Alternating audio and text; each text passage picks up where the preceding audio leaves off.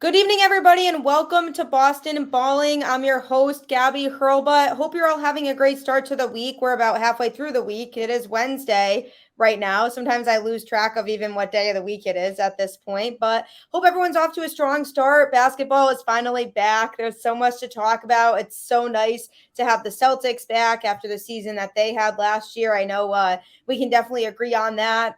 So I'm really excited to discuss some Celtics tonight on this episode. Really excited to introduce a guest I have with me who's also very knowledgeable about the Celtics, managing editor for the Celtics Wire, hosts a Celtics podcast. Justin Quinn, how are you doing this evening? Not too bad. A little tired, but aren't we all? Yep, I definitely understand that. I feel like that's a constant state that I'm in now at this point. Just always tired. Yeah, it's that time of year, but it's a good tired. So let's talk about the Celtics. Yeah. Yep. Yeah, definitely. Yeah. I mean, I'm really excited to have you on. I know there's kind of, been a lot going on with the Celtics recently, with all of the stuff that came out with Ime Udoka and then the coaching transition. So obviously going into the season, we were a little unsure about how everything was going to go from that standpoint, whether there would be maybe, a chemistry issue in regards to that situation. So what was kind of your thoughts on the whole coaching situation in general and just kind of having to deal with that transition? Well, as far as the coaching situation goes, the Udoka situation obviously hit everybody upside the head like a 2x4. Nobody really saw that coming. It went pretty poorly at first, but I think the Celtics organization and the team itself did a pretty good job of pulling together. There were some pretty big questions about Joe Mazzulla because he had only been a head coach at a Division II school previously at the NCAA level. So that's not exactly the first person you would probably turn to under normal circumstances to lead a team that had just been to the NBA Finals and nearly won it, had a lead in the finals at that. So particularly when you take into account that Udoka was, by most people's accounts, like one of the main factors behind that midseason turnaround. So there were a lot of questions going into this. Udoka is better known for being a defensive coordinator before he became a head coach. Mazzulla, his specialty is more of offense. We can talk about exactly how we got to see some hints of that on Tuesday night in the season opener. But we really didn't know what we were going to see. And the only clues we had before the season opener were the preseason games and the limited stuff we were seeing coming out of practice. And I was really concerned about the defense, because, again, it's not his forte. He didn't design it. There's some new faces being integrated. And on top of that, you have a situation where in the preseason, with all the injuries in the front court to Rob and Donald Gallinari both, where the rebounds were going to come from seemed like it was going to be a pretty big problem. We were out rebounding in the last preseason game pretty badly against the Raptors. Of course, that's part of that is because of how long they are and how just about everybody on that team rebounds. But it was definitely a concern. And let's just say that after seeing what they managed to do against one of the, I would think, toughest teams to go up against with a thin front court, they did a really good job. Yeah, absolutely. I mean, I agree with a lot of what you said. I think with the Ime situation, obviously, it was really unfortunate for everybody because this team had so much hype and energy, it seemed like, after last season, and obviously surpassing a lot of expectations, I think, when it came to what they did last year and getting all the way to the finals. Because I don't think a lot of people picked the Celtics to come out of the Eastern Conference. The Eastern Conference was obviously really tough last year. And this team, we knew had the talent to be able to do it, but whether they could actually, have that stamina to surpass some of those other teams in the East, we were unsure. So I think going into the playoffs, obviously it was we know the Celtics can do it, but it was a question of whether they can get all the way to the finals, come close against a Golden State team who obviously vastly was more experienced in the finals. And, obviously the Celtics made some mistakes that we saw in a lot of the playoffs that were just kind of recurring issues. And it was a little bit frustrating, but I was really proud of the season they put together. And I do credit Ime with a lot of that, like you had said, because the beginning of the season, they were struggling a lot. And then there was just that turnaround starting in January. And, with him being a first year head coach, I think it was a pretty cool accomplishment what he was able to do with this team. So then all this information coming out and, what happened there, I wasn't sure what they were actually going to do, what the punishment was actually going to be. Some people were saying they should have just fired him altogether because it seems like almost they're suspending him for a year, but the likelihood of him coming back to coach again is probably very slim because it just wouldn't be a good look for the organization. I don't think if he comes back again to coach. So there's definitely a really kind of, gray area there, I feel like, in terms of what they actually did in that situation. So it'll be interesting to see how they handle that after this season, or whether he's going to resign or what's exactly going to happen there. But with Missoula coming in, obviously there was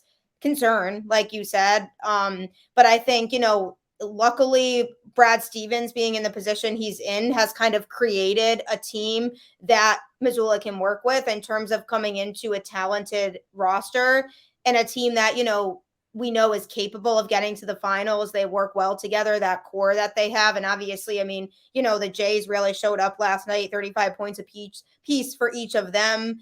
Malcolm Brogdon off the bench was big. I think he's going to be huge for this team this year. I think he's going to be a big difference maker. So I was really excited that they acquired him. So at first with the coaching thing, I was like, well, I wonder if they would consider having Brad Stevens step in for a year again and coach, but I do like him in the position he's in. So I think, and Missoula's young, obviously, too, to be a head coach. And I think it's going to be interesting to see how he handles that pressure this year, coaching a team that just went to the finals. And so, we'll see what happens, but they definitely did look really good last night in the opener. Yeah, to be fair to Joe, too, he has been with the team for, I think, about 3 seasons now, maybe even longer than that. And he was with the Maine Celtics before that, if I'm not mistaken. Yeah. And he was one of the finalists for the Utah Jazz position that was ultimately filled by his fellow assistant, Will Hardy. And so with that in mind, the fact that the players trust him, the fact that he has a relationship, the fact that he's familiar with everything, in a lot of ways, even though he isn't experienced, he has strangely a lot of the experience you would want him to have with this group. Yeah, exactly. And I think that's good because it would have been tougher for them to try to bring somebody in who was from outside the organization after they just went to the finals. And that would almost feel like there was going to be a little bit too much of a transition period, maybe. At least he's worked with these guys and he's been on the coaching staff. So he's kind of familiar with, the personalities of these players and kind of how they play and just how to approach these guys during practice. And I think that's going to be huge for them. So I actually have more confidence in him than it might seem with the situation that he came into, which, to be honest, was a messy one. I mean, the stakes are very, very high. So, I mean, anyone who is still, even now, a little anxious about him being at the helm, your concerns are perfectly justified. This is a very important year. And if they don't make at least a deep run in the postseason, it's going to end up coming back to him, even if it has nothing to do with him. So it's definitely okay for us to be anxious about this, I think. But at least so far, I didn't see anything about the coaching itself that in the season opener that made me nervous. There were some moments where I felt like he was maybe waiting a little bit too long to call timeouts during runs and such during the preseason, but not during the first regular season game. And he won a challenge, his first regular season challenge too, which was something we can also talk about. Yeah, and I mean, obviously, Philly's a tough team. They're one of the better teams in the Eastern Conference. They're a team is going to be tough with that roster that they have there. That's always a team that you probably could expect to maybe run into in the playoffs. So going into the game, obviously, it was a matter of, how is he going to manage, this team going into this game? And like you said, with his timeouts, and how is he going to utilize those? Is he going to be able to be smart about that? Which I think at the beginning of the season last year, we saw Ime struggle a bit with that too, yes. How to use those wisely. And then he kind of started to adapt and figure out the best way to do that. So I think that's something that will come with time too. But I think this team came out and made a statement last night. I was actually at the game. It was a lot of fun. Oh, very cool. That Bill Russell ceremony at the beginning was absolutely beautiful and great to be a part of. Obviously, a lot of Celtics fans, when you think of the Celtics, you think of Bill Russell and just just a really beautiful ceremony at the beginning. So all around, it was a really great night. It was a great game to be at. I really liked, offensively, they looked really good. And somebody else I really, think I'm excited about this year, who I think is probably going to have a big season this year, is Grant Williams. He was somebody who at the, towards the end of the season last year, I was having a lot of confidence in him. I said, if this kid gets more minutes, I think he's going to be a really valuable piece on this team. Obviously, there were some question marks recently surrounding his kind of future with this team, but I think he's somebody who, if he continues to play well and improve, I think he's somebody who could be a key piece. Or if they decide that down the road this season they don't really need him, like he could at least, maybe up his trade value a little bit down the road. But he's somebody who I think is worth watching this year. I very much agree. I don't think that he will have to worry too much about them not needing him, because I mean they really have no answer for anybody who can stop the Giannis's and the Embiids. Like they. I mean, Al can to a certain extent, but if you were watching, he was one of the primary people guarding Embiid, and very effectively, except for the spate of fouls early in the game that kind of got him and Al on the bench pretty early. But yeah, I think that he was very smart to bet on himself. I mean, there's always the concern that you could have some kind of like a devastating injury, but I mean, he's made enough money at this point where he can at least have a comfortable life, so he's not gonna have to worry about that. He'll be able to go into coaching or whatever, if like the absolute, knock on wood, worst case scenario kind of a thing. If anything less than that happens, he's still gonna they're still gonna pay him. They might not pay him quite as much, but he's not injury prone. He's gotten better every season. He's done exactly what the team has asked, even when it has hurt him, like it did in the second season when he tried to start playing down. He was kind of a little too chunky still to do that. And now he's gotten himself into better shape, but put the baby fat, or whatever you want to call it, not muscle. Yeah. Nice. I'm not saying Grant was fat. Don't take this wrong, Grant, if you hear this. That's not what I'm saying. But like he was not as cut as he was. And when he first slimmed down, he kind of lost some of the muscle as well as some of the fat. And then he built himself back up, and now he is really, really strong, but able to move really, really well too. So I think all those things combined with like the new tricks he's like putting it on the floor when he's like faking you out to like go shoot it from the corner, all these new tricks that he's adding to his game on both ends of the court, I think he is not going to get quite the Keldon Johnson money that I think he retweeted. It's either him or somebody else. Doesn't matter. He's not getting around the $19-20 million I think that he wants, but I think that a $15-16 million payday is very, very reasonable. I don't think it would be that crazy for a Detroit or some other organization that could really use someone his age with his skill set to throw some money at him. He's still restricted. I don't think he'll get much more than that, but I do think it was the right choice for him. I absolutely think so too. I absolutely think so. Yeah. And I feel like, this team, there were a lot of pieces that were part of the puzzle last year when it came to that run to the finals. And obviously, you look at the Jays as kind of the core of that. And I know I talked about this on a previous episode before, everything came out about how KD was staying in Brooklyn, and how the Celtics were one of those teams that, were interested and were kind of looking into KD. And I kind of said, I don't want him to come to Boston, because I just felt like, he's on the older side. Obviously, he's a fantastic player, but we've seen him have a history with the teams he's on of kind of, breaking chemistry and kind of not being the best team type of guy. And I just felt like with this team, and they just went to the finals, I didn't think that having KD here would really be necessary for them to do that again. And so I'm happy with kind of what they have out there, because you could tell even from last night, I feel like just watching, these guys are kind of amped up and ready to go this year. I mean, even Grant, just speaking of Grant, tweeted something yesterday and said like, it's go time now, or something like that. Like, time to get number 18 or something like that. I think along the lines of what he said. But they seem ready to go this season, and they seem last night like they really wanted to come out and make a statement. And obviously, yeah, they started off a little bit sloppy. It was frustrating, and the turnovers, and it was definitely just a little bit of a frustration at the beginning. But kind of as the game progressed, we saw this team that we saw towards the end of last season that did go to the finals, and that made me really excited. Yeah, I don't have many complaints about what we saw in the opener. The only complaining we saw from Jason Tatum managed to get him a tech. Hopefully, that is a nice little object lesson for him. I really don't want to see that happen again this season. Like, this is the biggest complaint I have for the guy at this point. He was seeking out contact, going right at the rim instead of his how he kind of like try to like snake his way and be like go get your arm to the basket. He's got those weird elbows that can kind of get around a person trying to defend him. It's really weird, but I mean, like, it's not the best. It's not the best because then he never gets the foul call because he never gets the contact, and then he starts yelling at the referee, who they seem to be very happy to give him technicals, which as much as it sucks in the moment, I'm kind of supportive of. Yeah, I was like, what are we doing here? Like, I think it'll be a little bit of a wake up call, but things got a little tense in that game. It was.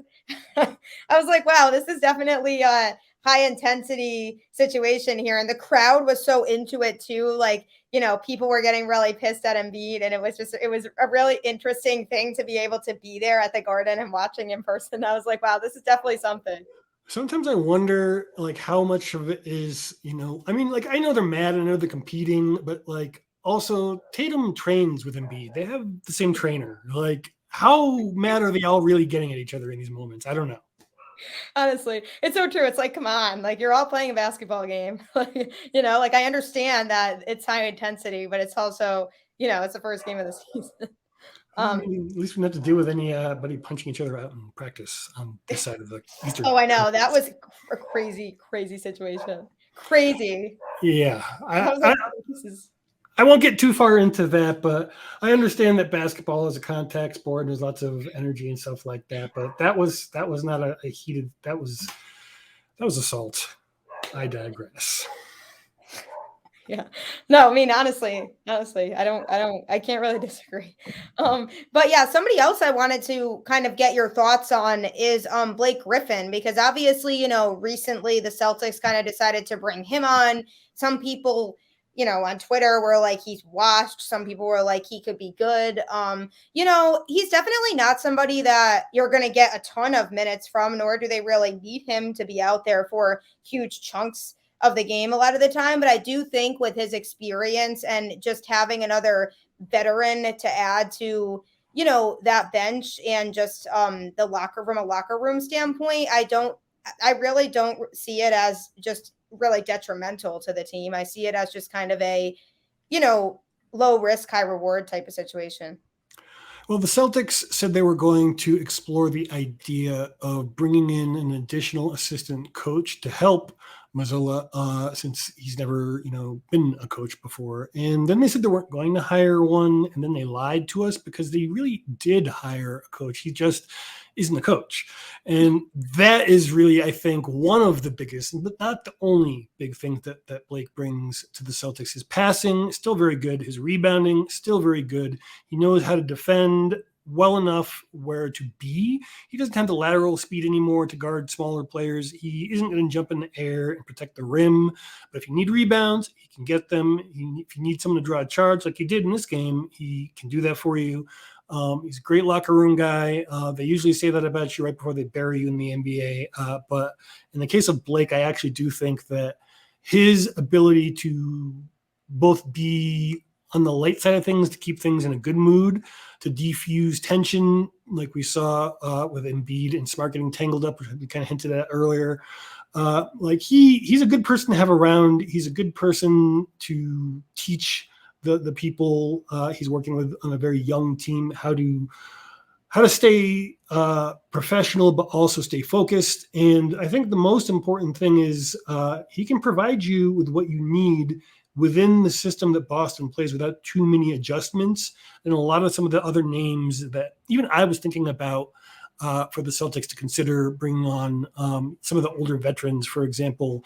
Like, do you want a guy like DeMarcus Cousins who might start actually getting huffy if he doesn't quite get the role that he expects and desires, no matter what he says? Even if he's just sulking, even if he's not disrupting anyone else, that kind of stuff does get kind of infectious. We kind of saw what happened with Tristan Thompson in the season before last. We don't need to go down that road again. Yeah. I mean, yeah, no, I agree. And I feel like, in this situation, Blake Griffin's somebody who obviously has just a vast amount of experience, and he's kind of been around, different people, different teams.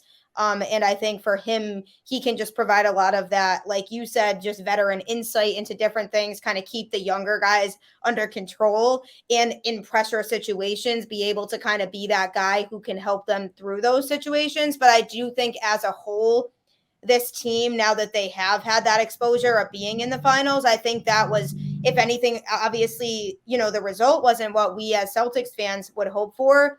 But to say that they were there and they were able to experience that, because we knew a lot of those Golden State players, they've been there, they've done that before. And so they knew a lot of what to expect in the finals. And I think it was good for this team to be able to experience that, because now this core that they're trying to build around can now say that they have that experience, so that if they are, if they really have a legitimate chance at making another run this year, which I think that they obviously do, um, we know that they have that experience now. Yeah, and as far as what he's doing on the court too, just keep in mind that other than Al Horford and Grant Williams, all the other bigs on the Celtics roster, they don't need to get touches, right? We already have at any given time at least two very good scorers, and sometimes three or four. You want at least one of the players to only be taking like the absolute most open baskets within their repertoire of things they're good at. Like you don't want, I don't know, like Rob is hurt, but like Rob taking like 3-pointers or something like that. So like really the only thing that the bigs, and this includes Blake obviously, need to be able to do is absorb some fouls for when the better players get in foul trouble, like we saw them do. Get rebounds without fouling. Don't turn the ball over. Don't be the reason why they lose the game. And that's really it. I mean, the turnovers were really what killed them last year in that postseason. That was just getting frustrating because it was game after game. And I was like, well, this is fixable. If their biggest problem is the turnovers and ball control, that's something that can be fixed. But I mean, Jaylen Brown in the playoffs last year and being able to control the ball, I mean, my gosh, that was not good. And just the turnovers in general were really a huge, huge problem. So that's something that I really hope that they can kind of cut down on and fix this year. Let me push back just a little bit, because I think that Jaylen, and from what we saw, it's understandable why, but I feel like Jaylen got picked on a bit more than Jason Tatum did, when really the same thing happened to them both. You saw both of them decline in effectiveness as they got later in the playoffs, because teams dialed in on what they are bad at and knew exactly when to swipe at them, knew to drive Jason Tatum left. So like when you have that and you don't have to focus on anyone else, and they are one of the only people who are like a high usage player that are easy to attack, then you just keep picking at that scab until it stops working, and it didn't stop working. So I think that while we did see some increased crispness Tuesday night from Jaylen, the aggression we saw from him, I think, the passing out of double teams, that kind of thing is what's really going to set him aside. But more importantly than that, I think, and I think you might have been kind of hinting at this too, is the other solution that didn't get hurt that they brought on in the offseason in Malcolm Brogdon. He was excellent. We didn't see as much as we did in the preseason of him, like Sam Hauser, like he had played for like 3 minutes, and like Peyton Pritchard who played 0 minutes. Yeah. I was a little surprised by that, but yeah, me too. Just give him 5 minutes at least, but whatever. Yeah, it's definitely not his team. They are a very big team, and he is very not. That's true. The shooting would have been good, but I mean, like if you can put Brogdon on the floor, get 4 passes and 70% shooting of him, like being what we all thought Dennis Schroeder was going to be, I think that's a really good situation to be in. Yeah, I mean, Brogdon, obviously, there was a lot that we knew he could bring to this team when he came in, and especially that whole trade in general. I mean, there wasn't a whole lot of big pieces they had to give up to get him into Boston. So I mean, big props to Brad Stevens for that. I think he, fills a lot of holes, and obviously with Schroeder, that just didn't work out, and it was unfortunate. We tried it. I knew what they were trying to get at when they brought Schroeder onto this team and what areas they were trying to address. It just didn't really work with him, but I'm hoping that it could work now with Brogdon. Like, do you see him as somebody who could be a big difference maker this season? Yeah, and also, like, one of the things that I really noticed I never really paid attention to when he was not on the Celtics was how damn tall he is. I kept seeing, like, who is that wing out there? And when I say wing, I mean, like, larger wing, not like a 2, right? He was, like, he looked almost the same height as Grant. I think he might be almost the same height as Grant, which is really useful if they want to stay flexible. He does have the injury concerns. I don't think that those are overblown. I will be surprised if he cracks 60 games this season, but that's okay. Like, if anybody on this team that is not currently a front court player, and after Rob comes back, anybody like feels like a slight twinge in their ankle, slightly upset stomach, just you sit, take the day off. Yeah. With the rest. Honestly. Yeah, and Rob, I mean, it'll be obviously be huge when he comes back. It was just so disappointing when he went down again. But from what I'm seeing as of most recently, I know it's the timeline is they're now saying probably beginning of 2023 is supposed to be his general timeline now. So I am a doctor. I am not a medical doctor, so I am not speaking from a position of authority here. But my understanding of when you have the meniscal tear that he had, you can come back in the time range he came back, but you're going to feel irritation, which he did. You aren't going to know if you need any additional cleanup work, because sometimes when they go in there and they operate, little pieces get stuck floating around, and it's like, it can be very small, but it really hurts, right? So you don't want that, right? And his goal after that, because of the swelling, put him in a situation where he didn't do anything of note with that knee for several weeks. So he didn't know it was going to bother him until he started to try to ramp up activity again, which then put him in an incredibly bad period of time in terms of being nearly the end of the offseason. And then, so when they did do the cleanup operation, the new reporting that we just heard from Shams about the PRP, platelet-rich plasma injection, that sounded scary. We all got nervous, myself included. I did some more research. It's not that uncommon to diminish pain in people who are trying to recover. And again, with a caveat that I am in no way a medical doctor. From what I read, the timetable hasn't changed. I think Keith Smith reported that of Celtics blog. And while it sucks, I think that this is definitely what you want to do with probably the third, definitely the fourth at the worst, most important player on your team, particularly in the value deal that he's on. And then on top of that, if you're going to have important players on your team injured but able to come back, it's good that it happens in the earlier part of the season, not the second half, as we have seen.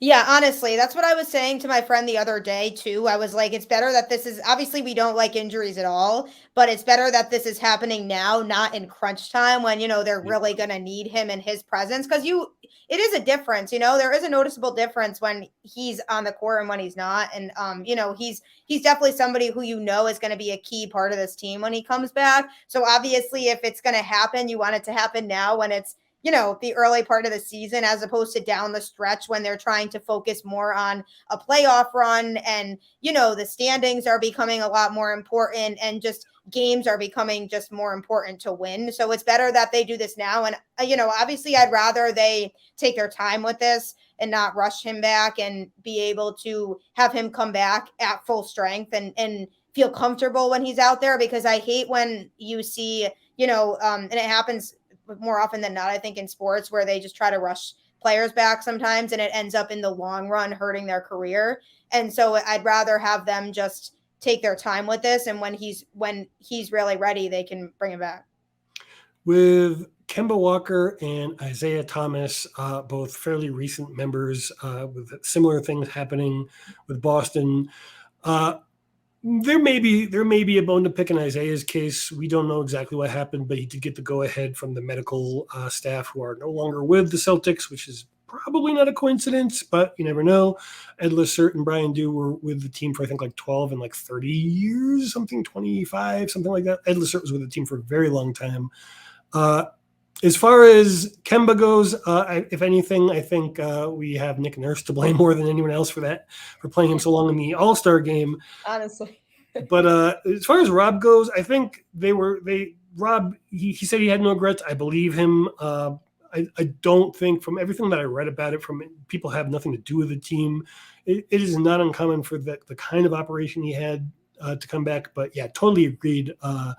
Even with all of that said, I think that it would be a horrible, horrible look for their organization, for people who maybe don't necessarily think about that stuff as much and just say, well, look at what they do to their players, right? And No, but true. you know they're going to say that. No, it's true. There will be people that say that, because that happens every time.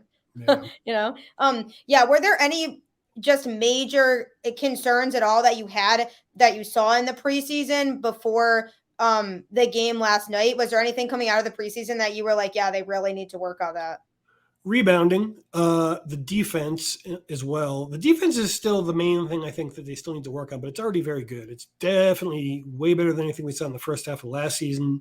Not quite. I'd say they're like operating somewhere. This is me guessing, not having any data on this, but this is somewhere in a top 10 defense range compared to where they were at, like a top 1 or 2 to finish last season and throughout the playoffs. So the defense is still kind of a concern. They definitely need to get that up, but the offense was so much better. It looked like a top 5 offense. It's way too early to really start comparing these things to the other teams in the league. But based on how we were seeing them play last season, and based on what they were ranked last season, they are a much better offensive team than, except for sometimes in the postseason and towards the end of the season where they were just really clicking on both ends. That has me pretty excited because they don't even have Rob.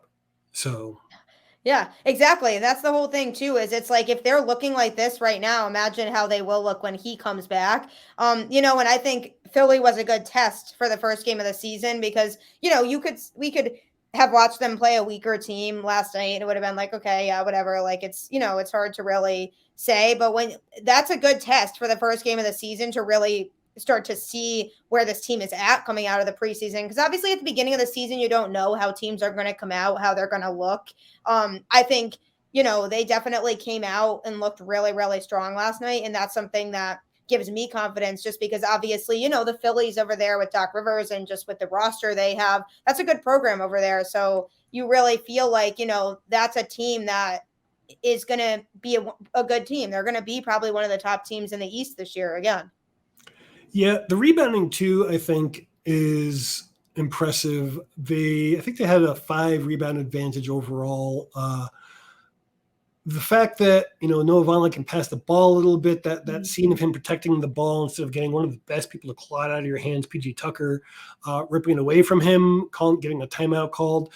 Like little things like that, they might not seem that important, but for what are almost certainly the weakest links in the chain for the Celtics to be able to do that against a team that should, on paper, be much better at rebounding and at least comparable defensively when playing less skilled players like Vonleh or older players like Blake.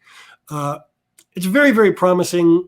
There's a bunch of dumb mistakes, the complaining to referees, getting that to can't fights. Happen regularly. Yeah, just like little stuff like that needs to get cleaned up if they really, really want to contend.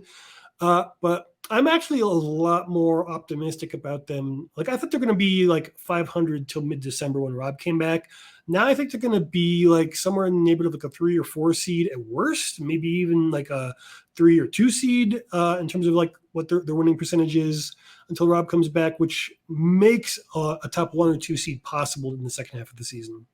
Yeah, I mean, going into the season, just knowing how long Rob was going to be out, I was like, as long as they aren't bottom of the barrel when he's not here, and they're a team that can be, somewhere in the middle and kind of stay afloat, be somewhere around 500, I was like, I think I'd be okay with that, because when he does come back, he'll obviously make a difference to hopefully bump them into like a 3 or 4 type of seed going into the postseason. And obviously, the home court advantage and all of that definitely helps. But, this team, this team definitely showed that they can win on the road and at home in postseason games, because they did that last year. And they were able to handle that pressure that came with playing those road games.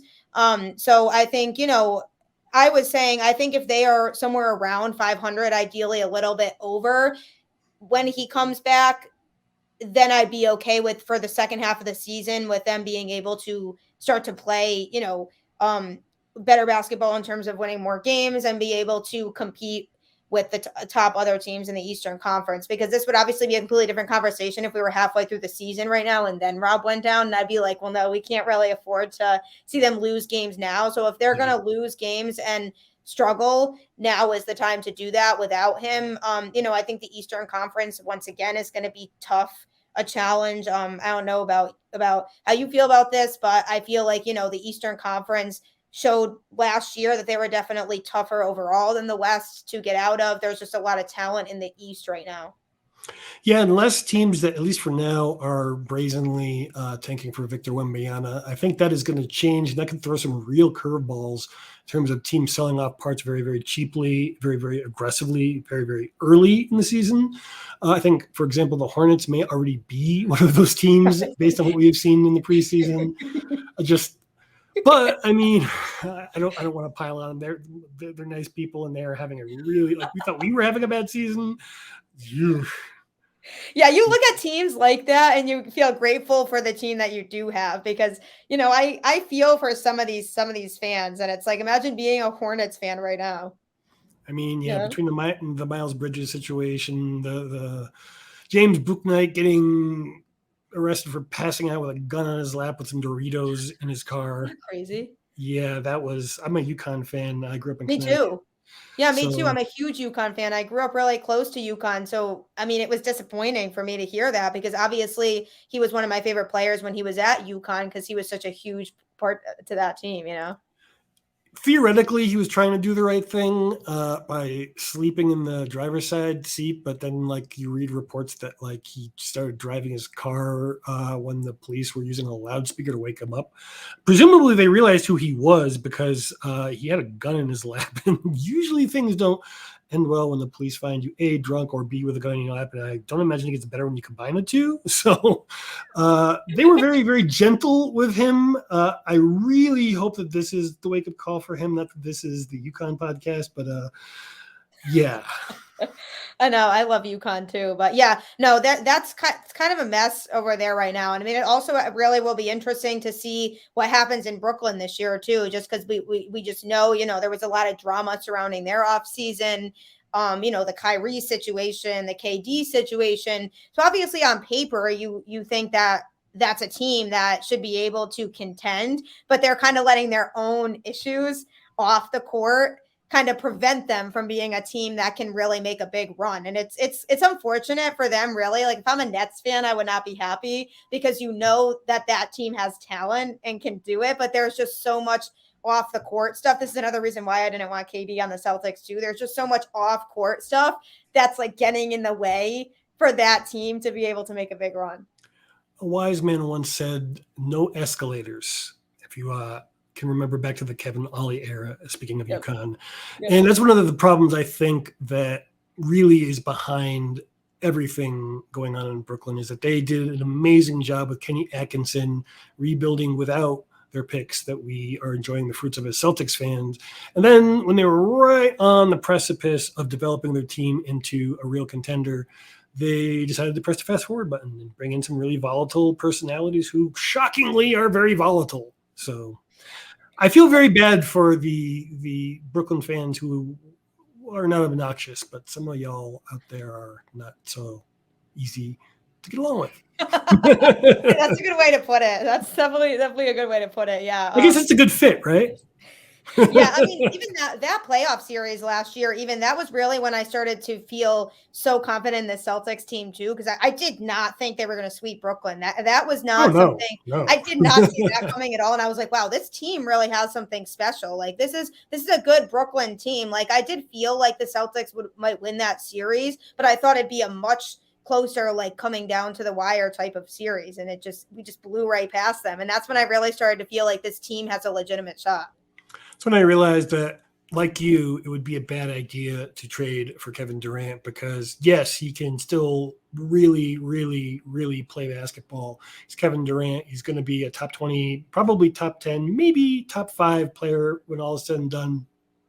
At this point, though, if mostly just Jason Tatum with some help defense can shut you down, as good as Jason Tatum is, if you are that good of a player and one person as good, again, as Jason Tatum is, that shows me that there's some serious decline. And when you add that into the injury concerns and the personality stuff, I was just not even slight. Like even if it had been just a Jaylen Brown trade straight up, even in not considering what Jaylen does off the court that makes me like him as a person, I still would have been out on it. Yep. So I'm glad we were on the same page with that. But it'll be really fun to see what the Celtics do this year. I'm super excited to have basketball back. I don't know why this offseason felt longer than usual, probably because of how Shorter than excited I usual was too. Yeah. when last season ended. And I was like, why does it feel like it's been forever since I've watched the Celtics play basketball? It was so weird because usually the offseason goes by fast to me. But now, for some reason, probably because everybody was, still super excited about how last season ended and with that finals run, and everybody was anxious to get them to come back. That, and I think the anxiety of, oh God, we're going to be okay after this Gallinari thing. Thank God that's only, Udoka! It's just like, right? Literally, everybody was just off the wire. It's like, okay, Gallinari, that's such a disappointment because we just got the guy and now he's injured. And it's just like, well, what are we going to do? And then it's like, no way. Then that whole news broke and it's like, no freaking way this happens. Well, I hope that things go well enough for the Celtics in their front court situation that they do not need to trade him and possibly fast PP for a big like Jacob Hurlbut. Yes, I would not be upset if someone like him ended up a Celtic. I think he'd be a great addition. But realistically, the only contracts on the roster at the moment that are movable, I think, are those two guys. And if there was going to be a real serious problem with the front court, I think that probably well ahead of the trade deadline, we would see a move to deal with something like that. So that would make me sad because Gallinari really seems excited to join the Celtics and really seems like he wants to stay connected to the team while he rehabilitates. So I'm hoping that he does have a chance to come and stand around and be mostly useless in the playoffs. No offense, guy. You're getting your ACL repaired. No, it's not you. It's the knee. No, it's not wrong, though. It's not wrong. But yeah, I'm with you. I'm definitely with you. And obviously, it'll be exciting when Rob comes back, too. So definitely an interesting season I think we have ahead of us. I'm just really happy to have it back. I really appreciate you joining me on the show as well. Just let everybody know quickly where they can find you on social media, find your podcast, find your content, all that. Okay, Celtics Lab podcast. You can find it anywhere where you find a podcast, as far as I know anyway. Justin Quinn, spelled out with a dot in between Justin and Quinn with an extra N than you usually see from Quinns in the Northeast. You've probably seen them with all of us Irish descended people being in that area. So Quinn. Just, it's a long story. I got pissed off about. Anyway, and then Celtics Wire for the written content. Awesome. Yeah, everybody check that out. He's great at what he does. Definitely super knowledgeable about the Celtics. I enjoy the content. Everybody definitely recommend checking that out. And as always, I appreciate you tuning into the podcast. Couldn't do it without any of you supporting the show. So I hope you all have a great rest of your week. Go Celtics, and I will catch you all next time. Take care, everybody.